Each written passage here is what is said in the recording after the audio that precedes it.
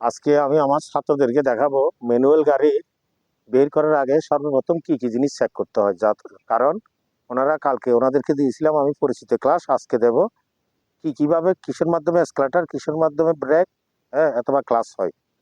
বন্ধুরা আসসালামু আলাইকুম। সায়েম দাদি অটোমোবাইল ড্রাইভিং ট্রেনিং স্কুলের ছাত্রদেরকে প্রত্যেকদিন নিত্য প্রয়োজনীয় কাজের কিছু অংশ আমরা থিওরির মাধ্যমে দেখাই।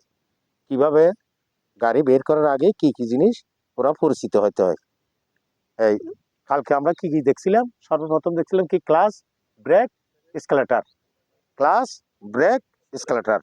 এই আমরা যে সর্বপ্রথম যে ক্লাসটা করি, এসকেলেটর করি, এই এসকেলেটর এটা কিসের সাহায্য হয়? একটা তার, হ্যাঁ, তারের সাহায্য হয়। কোন জায়গায় আসে এইটা এসকেলেটর হয়। এই পুরো জিনিসটাকে যদি আমরা ধরি, এটাকে বলা হয় কি?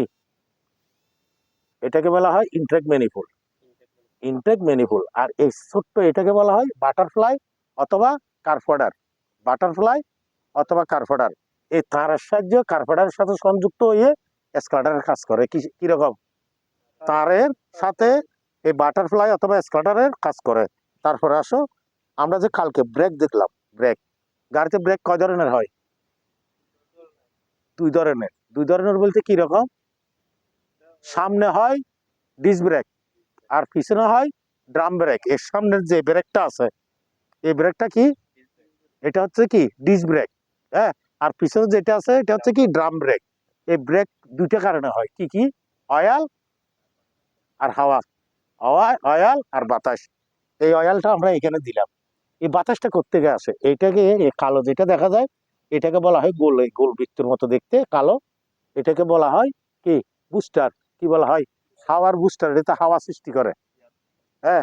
এটা এয়ার বুস্টার অর্থাৎ হাওয়ার বুস্টার।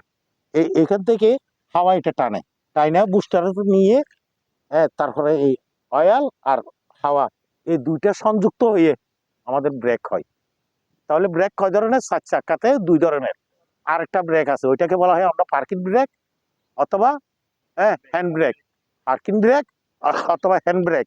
এই ব্রেকটা শুধু পিছনের চাকাতে কাজ করে। কোনখানে? পিছনের চাকাতে কাজ করে। পিছনের চাকাতে কাজ করে কিরকম? ওইটা লকের সাহায্যে, তারের সাহায্যে হয়। এটা যখন আমরা কোথায় দাঁড়াবো ওই ব্রেকটা ইউজ করব। ঠিক আছে। হ্যাঁ, তারপর আসো ক্লাস। আমরা যে ক্লাস করি, এই ক্লাস এটা হয় কিসের সাহায্যে? অয়েলের সাহায্যে। কিসের সাহায্যে? অয়েলের সাহায্যে। ক্লাস অয়েল কোনখানে আছে? এখানে আছে, হ্যাঁ। আমরা সাধারণত কি করি জানো? এখানে ডিব্বা কয়টা? দুইটা। দুইটাতে দুই ধরনের অয়েল নাম, ক্লাস অয়েল আর ব্রেক অয়েল। তবে কিন্তু দুটোটা একই ক্যানের মাল, তবে ভিন্ন ভিন্ন আছে। তবে এগুলা বহুত দামি গাড়ির জন্য ইউজ করে। হ্যাঁ, ক্লাস অয়েল আর ব্রেক অয়েল ভিন্ন আছে, হ্যাঁ, তবে দাম। তবে দুটোটা আবার একটাতে একটা শুধু ব্রেক অয়েল ইউজ করলে চলবে, হ্যাঁ। এটা আবার লেখা আছে কোন কোন কাজে ব্যবহার করা যাবে।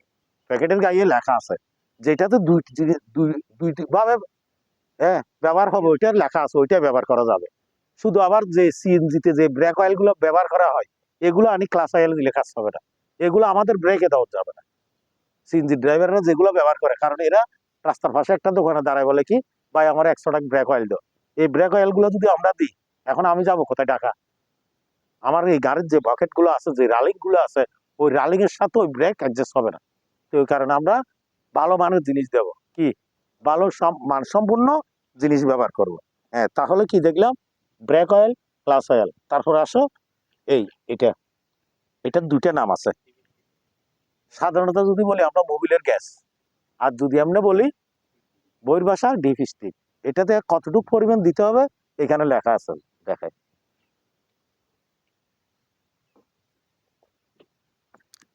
আমাদের ন্যাকড়াটা কই?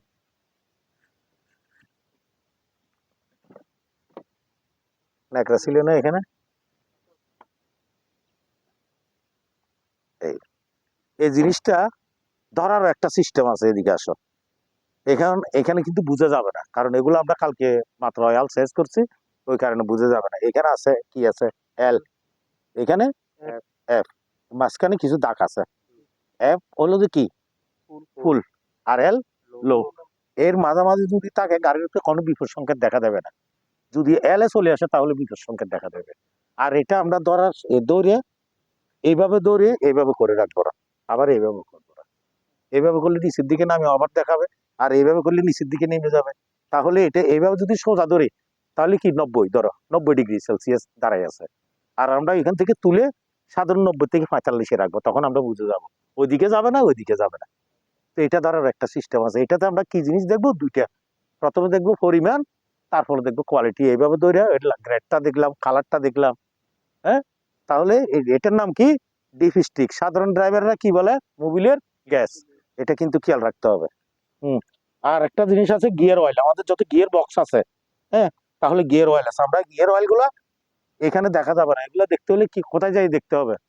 এগুলা দেখতে হলে গ্যারেজে যাইয়া মিস্ত্রির সাহায্য নিতে হবে, আর না হয় গাড়ির তলে ঢুকে আমাদেরকে দেখতে হবে।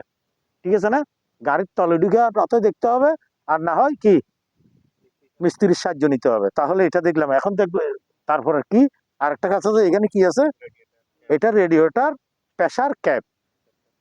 এই রেডিয়েটর প্রেসার ক্যাপ, এটা আমরা এই যে জিনিসটা আমরা কালকে চেঞ্জ করলাম, এটা হচ্ছে অরিজিনাল জাপানি মান, কিন্তু ভালো মান, কিন্তু অতিরিক্ত ভালো। তা আমরা এটা ভালো মানের এটা লাগাবো। এটা একটা 150 টাকা আছে, একটা আবার 450 টাকা আছে। আমরা যেটা লাগাচ্ছি এটা খুব দামি, কারণ এগুলো গাড়ি নিয়ে খেলা করা যাবে না, গাড়িতে ভালো মানের জিনিস লাগাইতে হবে। তাহলে আমরা কি করব? ভালো মানের, হ্যাঁ, ক্যাপ গুলো লাগাবো। ভালো মানের যদি ক্যাপ লাগাই তাহলে আমরা নিশ্চিত আমার ক্যাপ কোনো সমস্যা হবে না। আর আমরা এখানে যে পানিগুলো দিছি, সাধারণ পানির কালার কি রকম হয়? এই দেখো, এই দেখছো, এখানে দেখো সবুজ।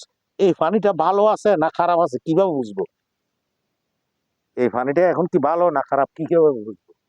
এটার সবুজ কালার যদি সাদা হয়ে যায়, সবুজ কালার যদি কালো হয়ে যায়, তাহলে আমি বুঝবো কি আমার পানির গ্যারেট চলে গেছে। আর যদি একটু খয়রিটা থাকে, এগুলো যদি সাদা হয়ে যায়, তাহলে আমি বুঝবো কি আমার পানির গ্যারেট চলে গেছে, তাহলে আমি পানি চেঞ্জ করতে হবে।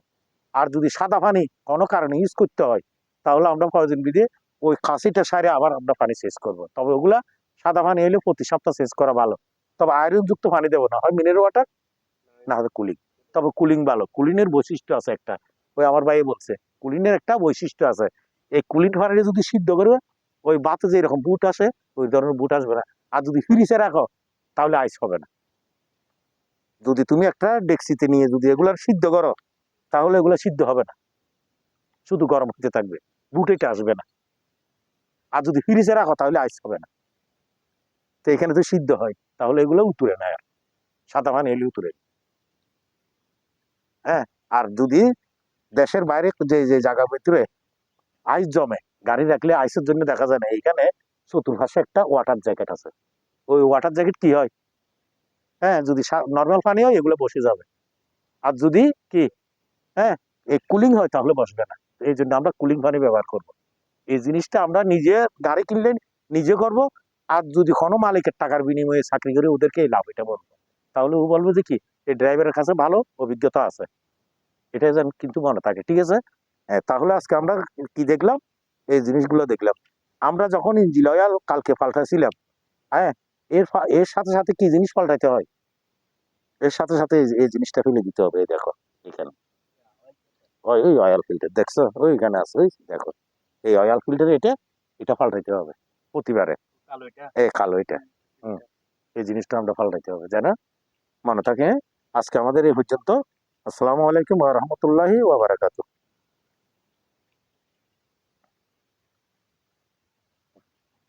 হ্যাঁ।